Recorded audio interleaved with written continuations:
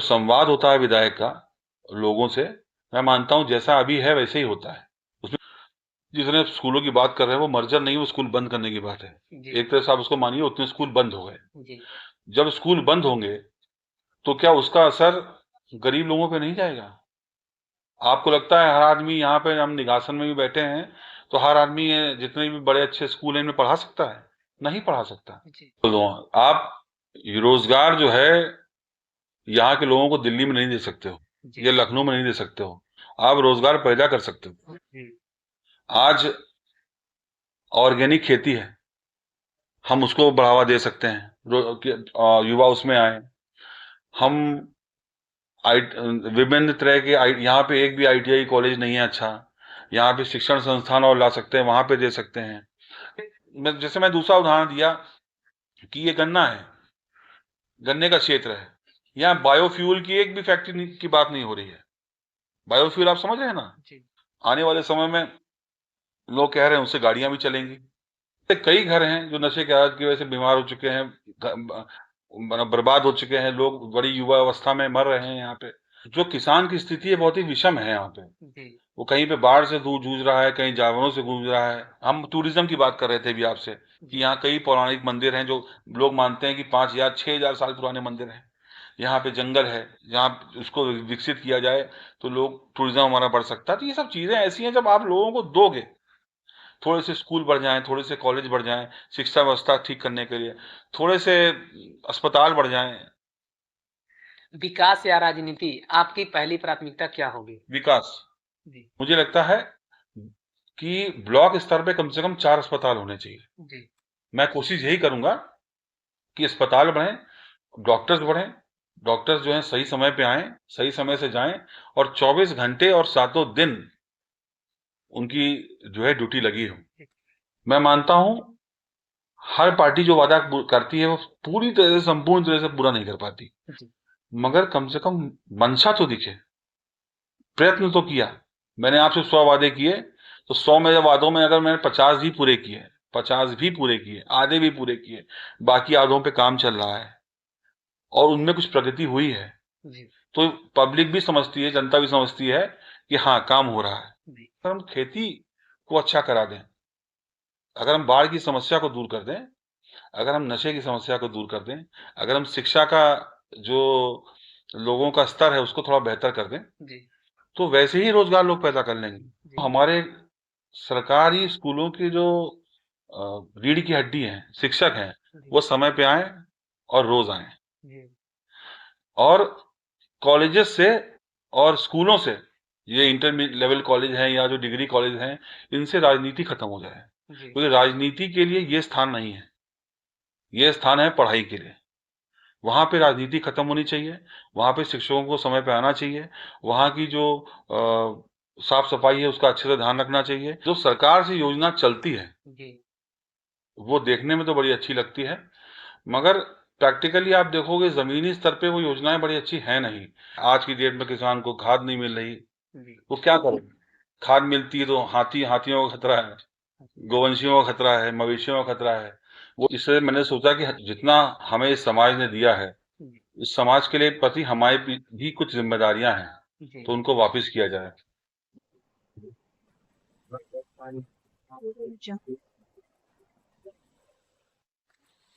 नमस्कार, आप देख रहे हैं लखीमपुर खीरी दस्तक, और हम लोग इस वक्त प्रसन्नजीत सिंह जो कि विधानसभा 138 से कर रहे हैं, और ये पूर्व बीएसपी उम्मीदवार दरोगा सिंह जी के पुत्र हैं और राजनीति में सक्रिय रहते हैं, और इनसे जानेंगे कि इनके पास क्या योजना है और इनके विचार क्या हैं अपने विधानसभा के सुधार करने के लिए। सबसे पहले मैं इनका स्वागत करता हूं अपने इस चैनल में।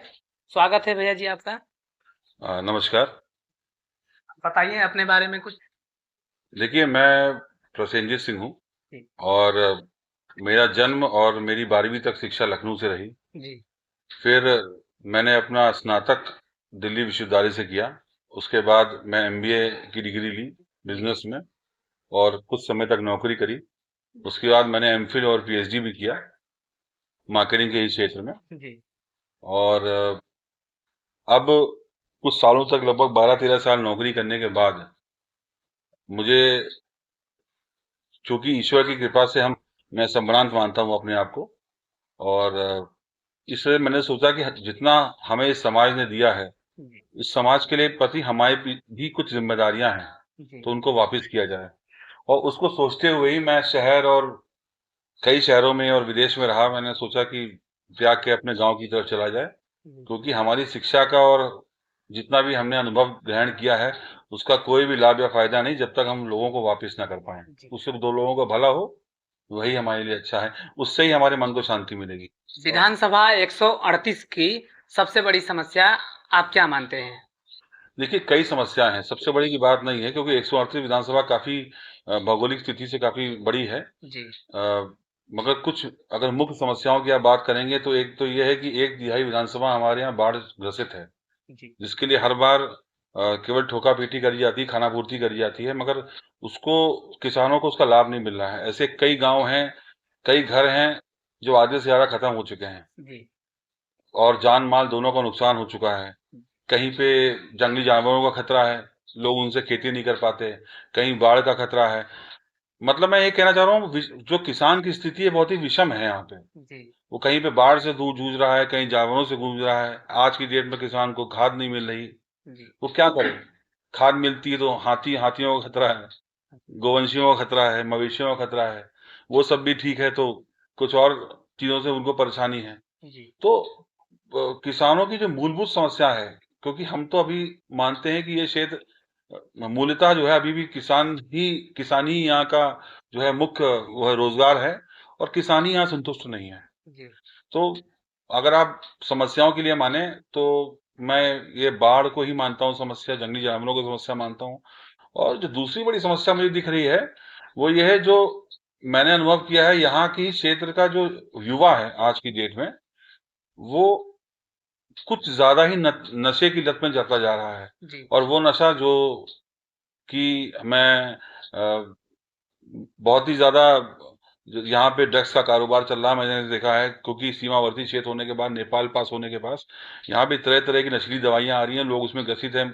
जगह जगह आप लोगों को देख सकते हो, कुछ इलाकों में जो इंजेक्शनों का प्रयोग कर रहे हैं, तरह तरह की दवाइयां खाई जा रही हैं, आयोडेक्स खाया जा रहा है। ये यहाँ की मूलभूत समस्या है, मैं लोगों को देख रहा हूँ।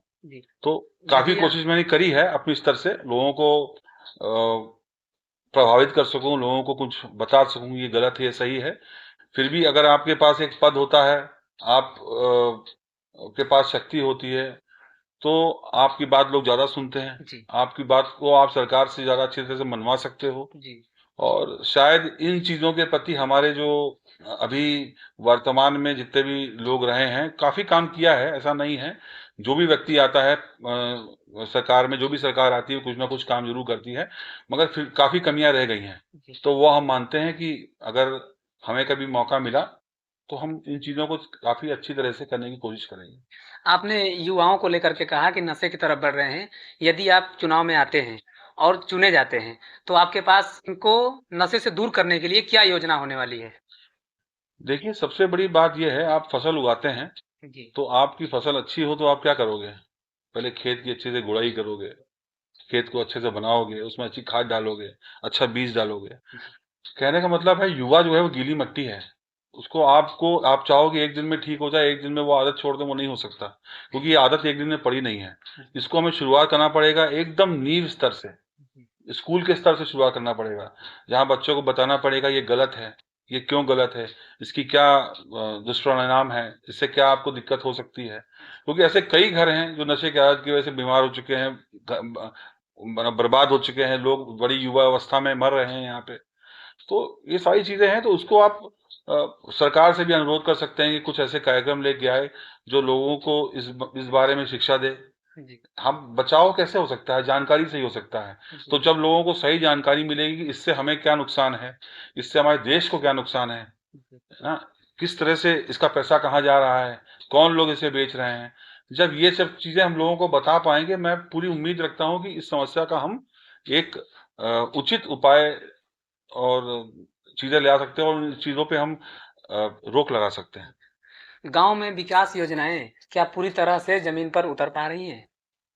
देखिए, 2 बातें हैं। जो सरकार से योजना चलती है वो देखने में तो बड़ी अच्छी लगती है, मगर प्रैक्टिकली आप देखोगे जमीनी स्तर पे वो योजनाएं बड़ी अच्छी हैं नहीं।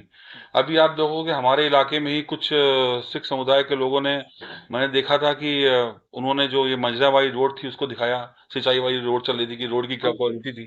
तो मैं आपको इसलिए ये उदाहरण इसलिए दे रहा हूँ कि लोगों को मालूम हो रोडें बन तो रही हैं मगर उसकी क्वालिटी क्या है, वो कैसे बन रही है। अवैध मिट्टी का खनन हो रहा है यहाँ पे।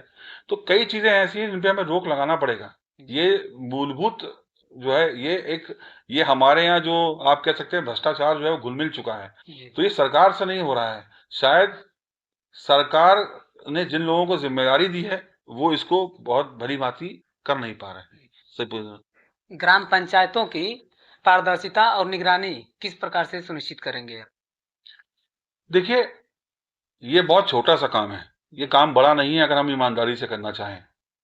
हमारे पास अगर हम शक्ति में हैं, हमारे पास अगर हम उस उचित पद पे हैं और जिम्मेदारी में हैं, तो हम सबको पता है आप पूरी रिपोर्ट ब्लॉक से निकाल सकते हैं, आप रिपोर्ट जिला पंचायत से निकाल सकते हैं कि क्या प्लानिंग था, कितना बजट था, क्या काम था, कौन ठेकेदार था, क्या सामान इस्तेमाल हुआ।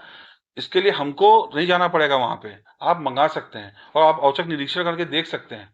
आप 4 जगह निरीक्षण करेंगे तो अगले 40 लोग अपने आप सुधर जाएंगे। बात यह है, आप मुझे ये बताएं अभी तक कौन सा ठेकेदार पिछले 5 वर्षों में ऐसा है जो सही मानों में आपने देखा हो जिसको प्रताड़ित किया गया हो, जिसको सही में फाइन पेनलाइज किया गया हो, जिससे उसको बोला गया हो आपने काम गलत किया फिर से ठीक करिए।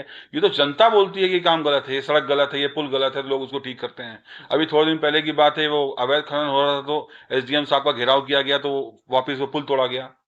तो ये लोगों की बात है, ये लोग बता रहे हैं जो काम सरकार को करना चाहिए, जो काम सरकार के जो पद पे बैठे हुए लोग हैं उनको करना चाहिए, प्रतिष्ठित लोगों को करना चाहिए, मान्यों को करना चाहिए, वो काम जनता कर रही है। आज जनता बता रही है क्या गलत है क्या सही है। युवाओं के लिए रोजगार का अवसर किस प्रकार से बढ़ाए जाएंगे? देखिए, फिर मैं बोल दूंगा, आप रोजगार जो है यहाँ के लोगों को दिल्ली में नहीं दे सकते हो, ये लखनऊ में नहीं दे सकते हो, आप रोजगार पैदा कर सकते हो। आज ऑर्गेनिक खेती है, हम उसको बढ़ावा दे सकते हैं, युवा उसमें आए। हम विभिन्न तरह के यहाँ पे एक भी आईटीआई कॉलेज नहीं है अच्छा, यहाँ पे शिक्षण संस्थान और ला सकते हैं, वहां पे दे सकते हैं। चीनी मिलों पे थोड़ा काम करा जा सकता है, यहाँ पे चीनी मिल बहुत है, इसको कहते हैं कि ये बोल ऑफ शुगर केन है, यहाँ पे खूब चीनी होती है, खूब गन्ना होता है, फिर भी यहाँ पे एक भी कोई अल्कोहल की फैक्ट्री नहीं है। हम सरकार से ये बोल सकते हैं कि अल्कोहल, जब इतना गन्ना होता है तो अल्कोहल की फैक्ट्री की बात करी जाए। या हम बात कर सकते हैं एक ऑल्टरनेट फ्यूल की, जिसकी हम बात आज की डेट में कर रहे हैं कि डीजल जो आपका जो इससे बन रहा है, गन्ने के रस से बन रहा है, तो इसकी बात कर सकते हैं। तो ये सब चीजें क्या है, ये सब चीजें हैं, जब ये सब चीजें लगेंगी यहाँ पे। और दूसरी बात, सबसे बड़ी बात ये है, ये ऐसा जिला है या ऐसी विधानसभा है जहाँ पे ऐसे कई चीजें हैं जो अनेक समय से बहुत ज्यादा मतलब फेमस हैं, लेकिन उन पर ध्यान नहीं दिया गया। जैसे आपके बगल में अंतर्वेद है, या हमारे पास मंजरा का जो जंगल है, तो यहाँ पे पेड़ है, पौधा है, झील है, पौराणिक जगह हैं, उन पे अगर थोड़ा ध्यान दिया जाए तो जो टूरिज्म है वो भी काफी अच्छे तरह से बढ़ सकता है, लोग आएंगे यहाँ पे। तो जब कोई भी तरह का व्यवसाय बढ़ेगा तो लोग तो उसमें संलग्न होंगे ही ना, लोग उसमें लगेंगे ही, तो व्यवसाय अपने आप बढ़ेगा। और दूसरी बात यह है भैया, जब मैं बात आपसे थोड़ी देर पहले बोल रहा था कि अगर हम खेती को अच्छा करा दें, अगर हम बाढ़ की समस्या को दूर कर दें, अगर हम नशे की समस्या को दूर कर दें, अगर हम शिक्षा का जो लोगों का स्तर है उसको थोड़ा बेहतर कर दें, तो वैसे ही रोजगार लोग पैदा कर लेंगे। आपने शिक्षा की बात की, तो प्रतियोगी परीक्षाओं की तैयारी कर रहे युवाओं के लिए क्या विशेष योजना है कोई आपके पास? हाँ, हम ये चाहेंगे कि जो हमारे यहाँ की युवा हैं जो लखनऊ और दिल्ली आज की डेट में जाकर तैयारी करते हैं तरह तरह के इम्तिहानों की, देखिए हर आदमी नहीं कर सकता, क्योंकि हर व्यक्ति आर्थिक रूप से उतना अच्छा नहीं है, उसमें प्रतिभा तो हो सकती है। तो हम ये चाहेंगे कि सरकार से ये बोलेंगे जितने भी हमारे डिग्री कॉलेजेस हैं या इंटर कॉलेजेस हैं, उनमें अगर कुछ ऐसी व्यवस्था कराई जाए, चाहे वो अतिरिक्त क्लासेस लेके या कुछ करके, जिसमें लोगों को उनके कंपटीशन के हिसाब से तैयारी कराई जा सके। इससे बच्चों का पैसा भी बचेगा, वहां रहने का, बाहर रहने का खर्च भी बचेगा, और बच्चे घर बैठे ही ज्यादा आसानी से अपने कंपटीशन की तैयारी कर पाएंगे। सरकारी स्कूलों और कॉलेजों की स्थिति सुधारने के लिए क्या योजना है आपके पास? देखिए, सबसे बड़ी बात तो ये है, हमें ये पूरी तरह से कंफर्म करना पड़ेगा कि जो हमारे सरकारी स्कूलों की जो रीढ़ की हड्डी हैं, शिक्षक हैं, वो समय पे आए और रोज आए। और कॉलेजेस से और स्कूलों से, ये इंटरमीडिएट लेवल कॉलेज हैं या जो डिग्री कॉलेज हैं, इनसे राजनीति खत्म हो जाए, क्योंकि राजनीति के लिए ये स्थान नहीं है। ये स्थान है पढ़ाई के लिए। वहां पे राजनीति खत्म होनी चाहिए, वहां पे शिक्षकों को समय पे आना चाहिए, वहां की जो साफ सफाई है उसका अच्छे से ध्यान रखना चाहिए। दूसरी बड़ी बात यह है कि हमें जो ओवरऑल एम्बियंस है, जो देख जिस तरह से कॉलेज दिखता है, स्कूल दिखता है, उसको भी सुधारने की जरूरत है, ताकि बच्चा जब स्कूल आए तो उसको लगे कि एक अच्छी जगह पे वो आया है। जी। महिलाओं की सुरक्षा और उनके स्वरोजगार के लिए क्या ठोस योजना है आपके पास? देखिए, ये एक बड़ी समस्या है। ये मुझे लगता है कि अभी भी उत्तर प्रदेश के हर गांव में एक बहुत बड़ी समस्या है। तो इसको हर आदमी अलग तरह से देखता है। मैं मानता हूं कि सबसे बड़ी जो हथियार है औरतों का आज की डेट में, वो है शिक्षा। अगर फिर से लड़कियां और बहनें हमारी जो हैं, माताएं हैं, वो अगर अच्छे से पढ़ लिखे जाएंगी तो उनके पास खुद ही वो हथियार होगा जिससे वो लोगों को जवाब दे सकती हैं। वो अच्छे से पढ़ेंगी तो अच्छे पद पे जाएंगी। जब वो खुद हम लोग के बीच में आएंगी, जब वो खुद उन पदों पे बैठी होंगी, तभी वो हम शायद जितना भी अच्छा से कुछ सोच लें, मगर जो हमारी माता और बहनें हैं, जब तक वो उनकी सहभागिता नहीं बढ़ेगी, तो मैं ये चाहूंगा उनकी सहभागिता हर चीज में बढ़े। चाहे वो पढ़ाई हो, हम कोशिश करेंगे कि ज्यादा से ज्यादा जो बच्चियां हैं वो स्कूल जाएं, वो पढ़ें। कुछ और ऐसी योजना लेके आए जिसमें बच्चियां हमेशा पढ़ सकें और अच्छे से पढ़ सकें।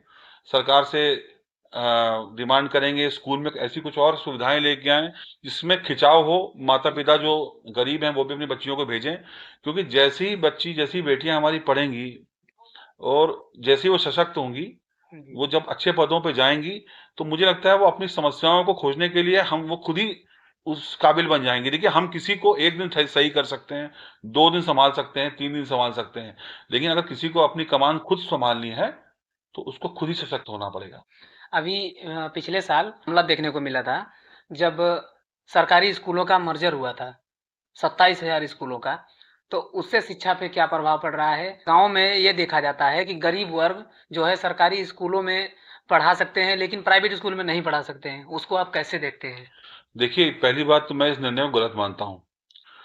जितने स्कूलों की बात कर रहे हैं वो मर्जर नहीं, वो स्कूल बंद करने की बात है। एक तरह से आप उसको मानिए, उतने स्कूल बंद हो गए।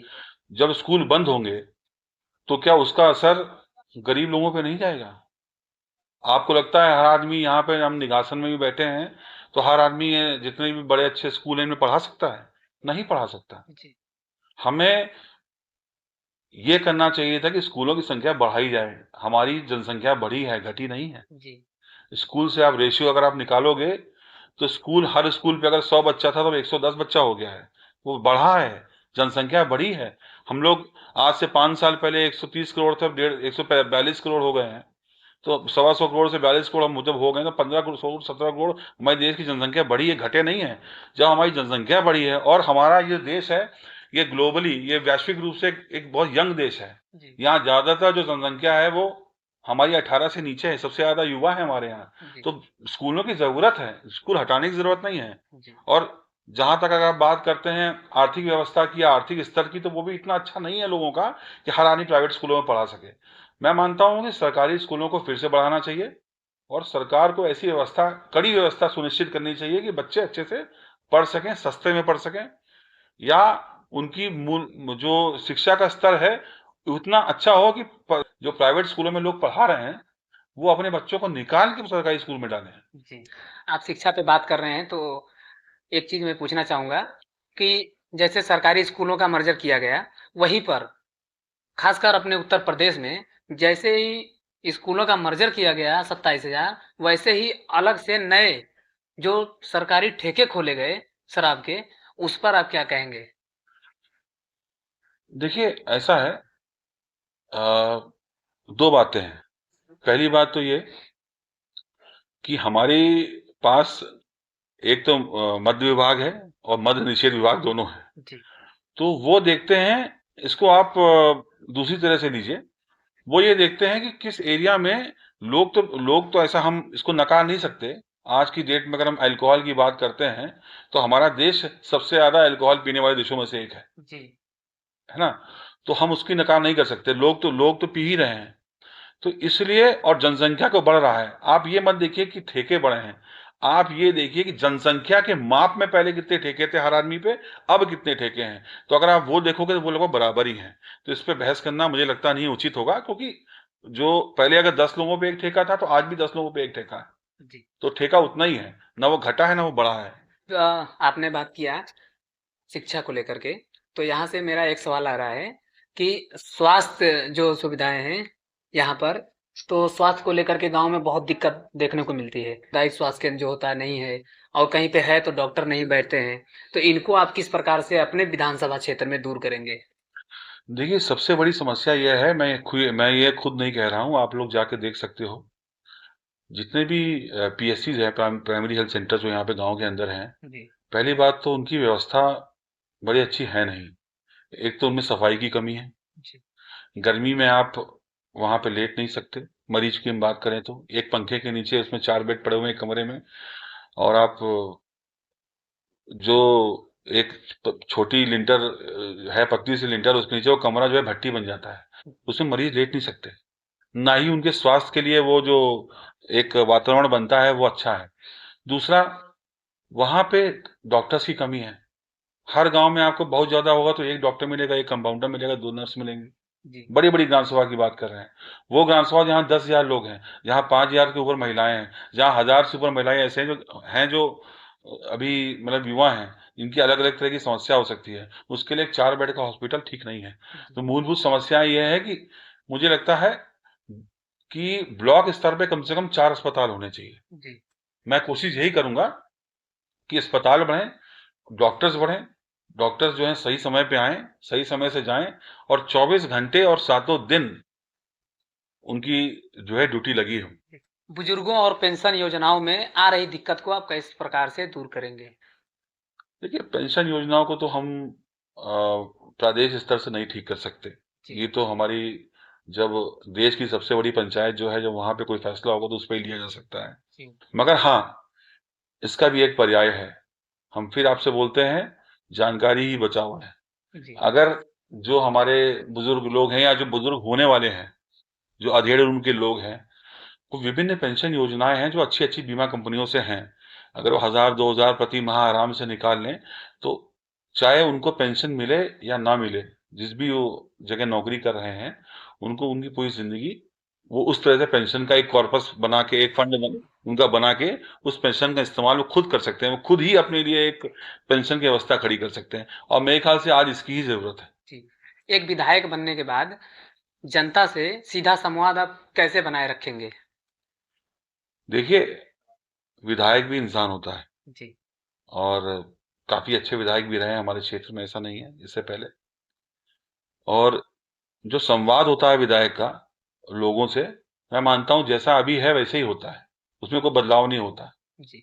ये हो सकता है आप समय की आप बात कर सकते हैं, तो मैं कहता हूं कितना भी हो, व्यक्ति विशेष एक महीना में कम से कम 10 दिन तो अपने क्षेत्र में निकाल ही सकता है, क्योंकि वो विधायक उनकी वजह से बना है, उसका काम ही वह है, प्राथमिक उसका काम ही वो है ना।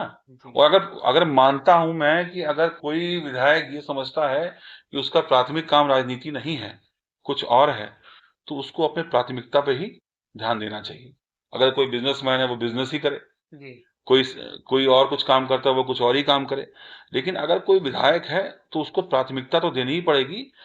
तो अगर वो महीना में 10 दिन भी निकालेगा, और 10 दिन भी लोगों के पास, ये निघासन क्षेत्र में अगर एक कोने में आप बैठ जाएंगे तो आप लोगों से नहीं मिल पाएंगे। और मैं मानता हूं कि आप लोगों के पास मीटिंग करके और बड़ा जमावड़ा बना के 1,000-2,000 लोगों को बुला के भी आप कुछ नहीं कर सकते। तो सबसे अच्छा संवाद का तरीका यह है कि आप जगह जगह अपना एक मैप चार्ट तैयार करें, और जीतने के बाद भी आप नुक्कड़ मीटिंग करें। दिन भर में आप 10-15 जगह भी हम नुक्कड़ मीटिंग करते हैं एक ही एरिया में, एक ही क्षेत्र में, तो आप पूरे महीने में लोगों से मिल के उनको पता होगा कि आज विधायक जी यहाँ है, आज यहाँ है, आज यहाँ है, आज यहाँ है। तो जो अगर हम इस पूरे क्षेत्र को 10 जोन में बांट दें, इस विधानसभा को, और महीने में एक बार भी कम से कम वहां पे जाएं, तो उनको पता होगा कि आज विधायक जी यहाँ हैं। अगर आज यहाँ नहीं तो आज वहां हैं, तो उनको पता है 10 दिन तो वो हैं, और वहां पे लोगों की मूलभूत समस्याओं को सुन के जितना कोशिश हो सके, जितना उसकी हद में हो, कम से कम उसकी मंशा तो हो कि वो ठीक करे। जी। जनता की शिकायतों का निस्तारण करने के लिए समय सीमा क्या निर्धारित होगी? देखिए, ये निर्भर करता है शिकायत प्रकार किस प्रकार की है जी। अगर अभी जनता की शिकायत, हमने आपसे बोला ना, बाढ़ की भी है, तो बाढ़ की समस्या का निवारण एक दिन में नहीं हो सकता। हाँ, कोई ये बोलता है कि इस पर्टिकुलर स्कूल में या इस विशेष अस्पताल में या इस विशेष संस्थान में कुछ गड़बड़ी चल रही है, तो उसका निस्तारण तुरंत किया जा सकता है। जी। जहाँ पे, लेकिन जहाँ पूरा सिस्टम ही इन्वॉल्व हो साहब, जहाँ पूरा सिस्टम ही ऐसा हो, तो सिस्टम को ठीक करने में समय लगता है। जी। चुनावी वादों को पूरा न कर पाने की स्थिति में जिम्मेदारी किसकी होगी? देखिए, वो वादे जो किसी पार्टी से आते हैं, जी। मैं मानता हूं हर पार्टी जो वादा करती है वो पूरी तरह से, संपूर्ण तरह से पूरा नहीं कर पाती, जी। मगर कम से कम मंशा तो दिखे, प्रयत्न तो किया। मैंने आपसे 100 वादे किए, तो 100 में वादों में अगर मैंने 50 ही पूरे किए, 50 भी पूरे किए, आधे भी पूरे किए, बाकी आधों पे काम चल रहा है और उनमें कुछ प्रगति हुई है, जी। तो पब्लिक भी समझती है, जनता भी समझती है कि हाँ, काम हो रहा है। जी। आप खुद को बाकी जो कैंडिडेट आएंगे उनसे अलग कैसे मानते हैं? देखिए, मैंने आपसे बोला, मैं अपना रोजगार छोड़ के, अपनी शिक्षा छोड़ के, मेरी ठीक ठाक शिक्षा थी, मैं अपनी नौकरी छोड़ के, और मैं विदेश जाने का चांस छोड़ के, मुझे लगा कि मुझे यहीं पे आना चाहिए, मुझे लोगों की हेल्प करना चाहिए। क्योंकि देखिए, हमारा धर्म तो यही सिखाता है, हमारे संस्कार तो यही सिखाते हैं कि आपको जो समाज ने दिया, आप समाज को वापस करो, आप लोगों का अच्छा ही करो। तो और मैं अपने आप को लोगों के बीच का ही मानता हूँ, चाहे मैं आगे सफल हूँ, चाहे मैं लड़ूं या ना लड़ूं, मैं आज भी लोगों के बीच का हूँ, और मैं तब भी लोगों के बीच का ही रहूंगा। क्षेत्र में बढ़ती घटनाओं को लेकर के आपकी क्या रणनीति है? क्रिया और प्रतिक्रिया में देरी, जी। जो आज मेन समस्या है, और जाति और धर्म को देख के उस क्रिया और के पे प्रतिक्रिया करना, जुर्म जो भी हो वो जुर्म है, चाहे वो किसी जात का हो, चाहे वो किसी धर्म का हो, चाहे वो किसी बिरादरी का हो। जो सच है वो सच है, जो झूठ है वो झूठ है। जी।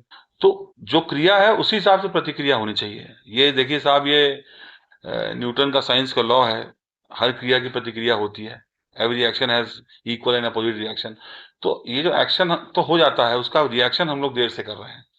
तो हमें उस विज्ञान के लॉ को मानते हुए, नियति को मानते हुए, हमें ये करना चाहिए कि हमें उसका एक्शन थोड़े जल्दी लेने चाहिए, और एकदम निष्पक्ष होकर, बिना देखे कौन सी जात का है, कौन सी लिंग का है, कौन सी जाति का है, कौन सी बिरादरी का है, कौन सी भौगोलिक क्षेत्र का है, हमें बस ये देखना चाहिए कि क्या गलत है, क्या सही है। पुलिस और जनता के बीच विश्वास बढ़ाने के लिए क्या क्या कदम उठाए जाएंगे? मैं अभी भी मानता हूं कि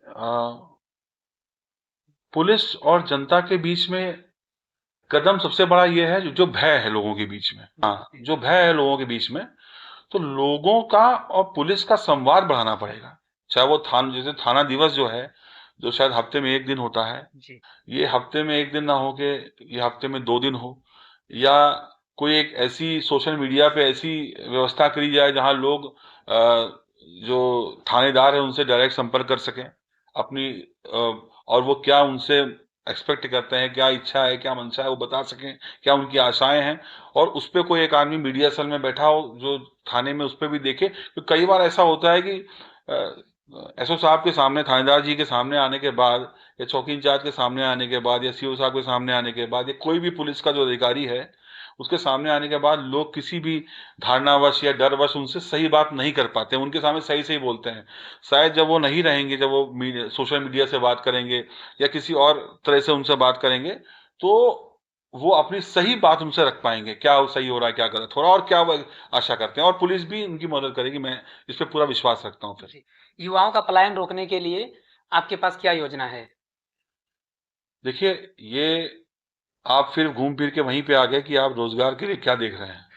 तो मैंने बोला कि अगर आपके क्षेत्र में लोग क्यों जा रहे हैं, जी बाढ़ की समस्या है, कितना खेती करेगा, साल भर वो खेती करेगा और 12वें महीने में बाढ़ तबाह कर देगी, वो क्यों रहेगा। जी साल भर वो खेती कर रहा है, उसको यूरिया नहीं मिल रहा है, उसको खाद नहीं मिल रही है, उसको पानी नहीं मिल रहा है, बिजली नहीं आ रही। क्या आपको लगता है हर किसान जो है जनरेटर और डीजल चला के वो करेगा, सिंचाई करेगा? वो क्या करेगा? तो उसको अगर सही तरह से एक खेती के अवसर प्रदान किया जाए यहाँ पे, जिसमें वो सही से कर सके। ये मैं आपको एक उदाहरण दे रहा जी हूँ। जी फिर ये जैसे मैं दूसरा उदाहरण दिया कि ये गन्ना है, गन्ने का क्षेत्र है, यहाँ बायोफ्यूल की एक भी फैक्ट्री की बात नहीं हो रही है। बायोफ्यूल आप समझ रहे हैं ना? जी आने वाले समय में लोग कह रहे हैं उससे गाड़ियां भी चलेंगी, और लोगों के पास जमीन है, लोगों के पास गन्ना है, हम उस पर कोई काम नहीं कर रहे। फिर दूसरी बात, यहाँ पे कई जो कृषि से संबंधित फैक्ट्रियां हैं, जो कृषि से संबंधित चीजें हैं। हम टूरिज्म की बात कर रहे थे अभी आपसे कि यहाँ कई पौराणिक मंदिर हैं जो लोग मानते हैं कि 5,000 6,000 साल पुराने मंदिर हैं। यहाँ पे जंगल है, जहाँ उसको विकसित किया जाए तो लोग टूरिज्म हमारा बढ़ सकता है। तो ये सब चीजें ऐसी हैं, जब आप लोगों को दोगे, थोड़े से स्कूल बढ़ जाएं, थोड़े से कॉलेज बढ़ जाएं शिक्षा व्यवस्था ठीक करने के लिए, थोड़े से अस्पताल बढ़ जाएं, है ना। तो जो हमने इतने दिन से बात कर रहे हैं ना, अस्पताल बढ़े, स्कूल बढ़े, कॉलेज बढ़े, बाढ़ हटे, जंगल के जानवरों की रोक हो, जी जी है ना। तो और जो जंगल है उसके सुंदरता को देखने के लिए कुछ आपका ये टूरिज्म की व्यवस्था करी जाए, तो लोग खुद ही नहीं जाएंगे। जी किसको पड़ी है कि अपना घर और बच्चों और संबंधियों को छोड़ के वो दूसरे शहर में जाके बसा है। विकास या राजनीति, आपकी पहली प्राथमिकता क्या होगी? विकास। जी राजनीति जो है वो माध्यम है, जी वो आप कर पाओ या ना कर पाओ। विकास तो हर आदमी कर सकता है। विकास तो कोई भी आदमी, जो मुझे लगता है आज की डेट में हमारे छोटे छोटे उद्योगों में जो लोग लगे हैं निगासन में, वही विकास कर रहे हैं। जी आज से 10 साल पहले निगासन में कुछ नहीं था, 15 साल पहले एकदम कुछ नहीं था। और 10-15 साल पहले में जो लोग छोटे छोटे व्यापार लगाए हुए हैं, छोटी छोटी दुकानें लगाए हुए हैं, ये विकास ही तो कर रहे हैं। जी 5 साल बाद आप निघासन विधानसभा को कहाँ देखना चाहते हैं? फिर ये निर्भर करता है कि हम किस पद पे होंगे, जी और ये निर्भर करता है कि हमको क्या जिम्मेदारी दी जाएगी। जी हम कहाँ देखना चाहते हैं ये तो अलग बात है, आगे हम क्या कर सकते हैं वही तो देख सकते हैं। जी हम थोड़ा सा, हमारी सोच इसमें अलग है। तो अगर, हाँ, फिर भी हम ये चाहते हैं कि निगासन एक ऐसा क्षेत्र हो जो आत्मनिर्भर हो जाए, जहाँ पे लोगों को कहीं बाहर जाना ना पड़े, जहाँ पे जो क्राइम और जुर्म है वो कम हो जाए, जहाँ पे लोगों का आर्थिक व्यवस्था थोड़ी सी बेहतर हो जाए, मतलब खुशहाल हो जाए। जी यहाँ पे बिल्डिंगें बनाने से मतलब नहीं है। बिल्डिंग बनाएंगे तो आप इस क्षेत्र को फिर शहर कर दोगे, वो विकास नहीं मानता हूँ मैं। विकास ये मानता हूँ आदमी जैसे भी रहे, जिस अवस्था में भी रहे, उसको अच्छे से रोटी कपड़ा मकान मूलभूत समस्याएं पूरी हो जाएं, उसके पास अच्छी आर्थिक व्यवस्था हो जाए, वो सुकून से रहे, और सद्भाव और प्रेम रहे लोगों के बीच में, यही विकास है। हमारे चैनल के माध्यम से क्षेत्र की जनता को आप क्या संदेश देना चाहते हैं? क्षेत्र की जनता को हम बस ये संदेश देना चाहेंगे, देखिए, वादों पे मत जाइए। आप खुद अ, सोचिए, मुझसे मिलिए, अगर जरूरत पड़े तो, मौका मिले अगर मुझे तो मेरा को सौभाग्य दीजिए कि मैं आपसे मिलूं। और फिर देखिए, अगर मुझे आपको लगता है कि मैं आपके लिए कुछ कर सकता हूं, तो आगे मुझे भी कुछ करने की या सेवा करने का मौका दीजिए। मैं 100% विकास कर पाऊंगा या चीजें बदल पाऊंगा ये तो नहीं कहता, मगर 100% इसके लिए काम करूंगा ये जरूर कहता हूँ। जी चलिए, बहुत बहुत धन्यवाद, आपने अपना समय दिया हमें। अब ये थे विधानसभा 138 से चुनाव में या राजनीति में सक्रिय रहने वाले प्रसन्नजीत सिंह। इनके विचार आपने सुना। धन्यवाद।